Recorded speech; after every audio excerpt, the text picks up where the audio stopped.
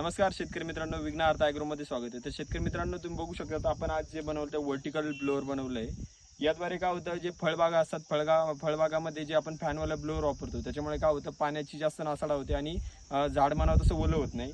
या व्हर्टिकल ब्लोअरमुळे काय होतं, हे जे काय नोझल वापरले हे नोझल आपल्याला ॲडजस्ट करता येतं. म्हणजे जेणेकरून काय होतं, 15 फुटाचा किंवा 16 फुटाचा आपल्याला पट्टा यामध्ये कव्हर होतो. नोझलला ॲडजस्टमेंट दिलेली आहे, PMTचे नोझल आहे. त्यानंतर समोर याला कॅप दिलेली आहे, जेणेकरून तुम्ही कॅप पण ॲडजस्ट करू शकतात.